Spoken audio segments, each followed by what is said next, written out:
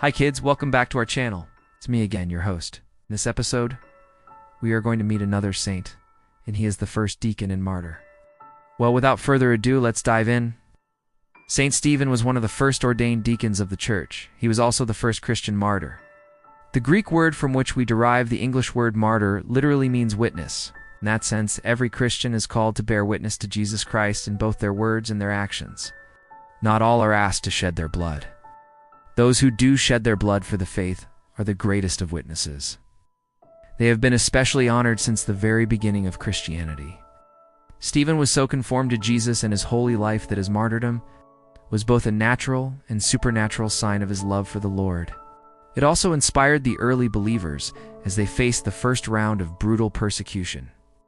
His behavior, even forgiving those who were taking his life while he was being stoned to death, was a beautiful reflection of how conformed he truly was to the Lord Jesus Christ.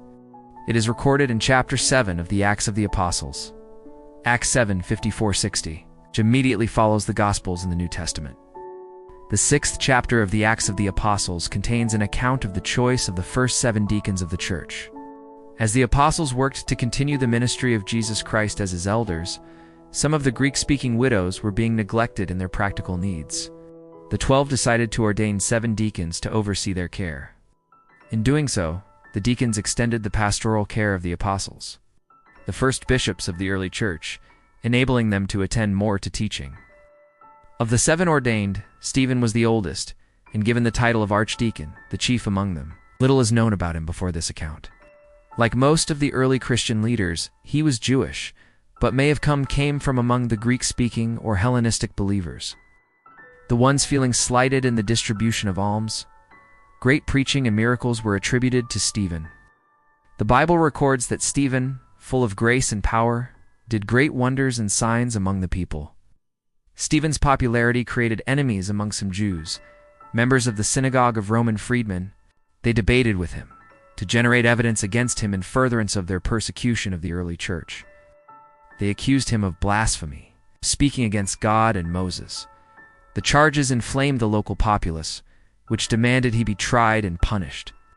When Stephen was put on trial, several false witnesses were brought forward by the Sanhedrin to testify that he was guilty of blasphemy. He was charged with predicting that Jesus would destroy the temple and for preaching against Mosaic law.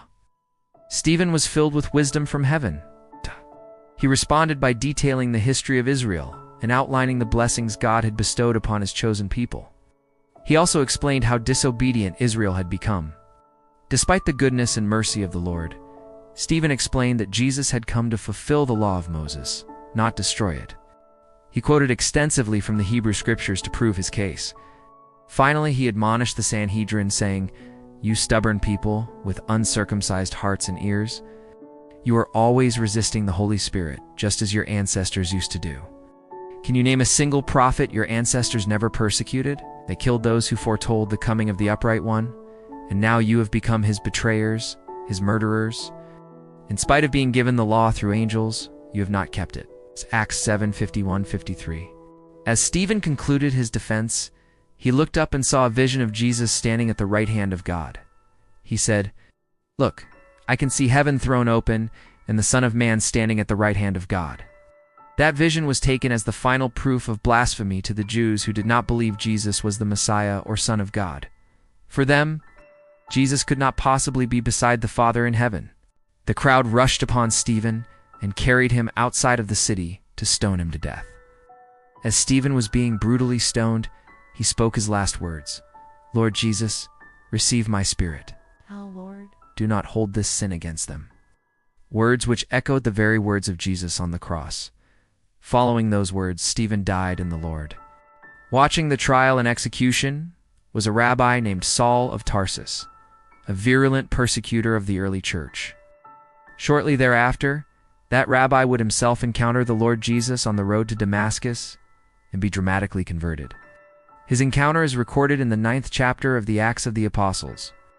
He took the name Paul as a sign of his new life in Jesus Christ, and went on to become the great apostle to the Gentiles.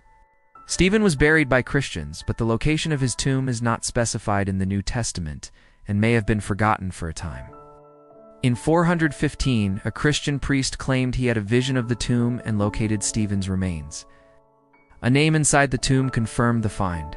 Saint Stephen is often depicted with stones, a gospel book, a miniature church, and a martyr's palm frond. He is the patron saint of altar servers, bricklayers, casket makers, and deacons, and his feast day is celebrated on December 26th.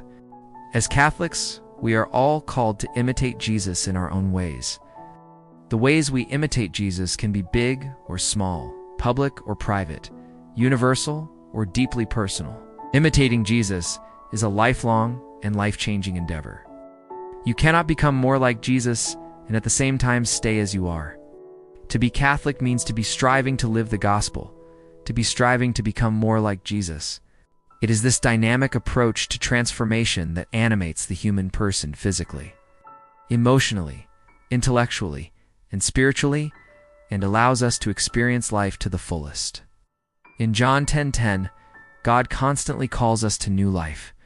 He continually invites us to higher and deeper places. He continually invites us to imitate Jesus in new and exciting ways. But it is impossible to imitate someone you do not know. We come to know Jesus in the scriptures, in the sacraments, and through so many different people and places. You can learn to imitate Jesus by stepping into the classroom of silence every day for 10 minutes. You can learn to imitate him by praying the rosary. You can read 5 pages a day from a great spiritual book. You can give generously. You can study the lives of the saints. You can give food to the hungry. You can serve the poor. You can love your family. And you can forgive. Saint Stephen learned to imitate Jesus in ways big and small, one moment at a time, even to the moment of his death. How is Jesus inviting you to imitate him today? Well, kids, let's end our session today with a prayer. Let's pray. Lord Jesus, you chose Stephen as the first deacon and martyr of your one holy, Catholic, and apostolic church. The heroic witness of his holy life and death reveals your continued presence among us. Through following the example of his living faith and by his intercession, empower us by your Holy Spirit to live as witnesses to the faith in this new missionary age. No matter what our state in life, career, or vocation, help us to proclaim, in both word and in deed, the fullness of the gospel to a world which is waiting to be born anew in Jesus Christ. Pour out upon your whole church the same Holy Spirit which animated Saint Stephen, martyr, to be faithful to the end, which is a beginning of life eternal in the communion of the Trinity. Saint Stephen, the first martyr and deacon, may your example help us to be strong witnesses of Jesus. Amen. Thank you for watching, and remember, if you want more stories like this one, don't forget to hit the subscribe button so you never miss an episode of Catechism for Kids. Until next time, God bless you.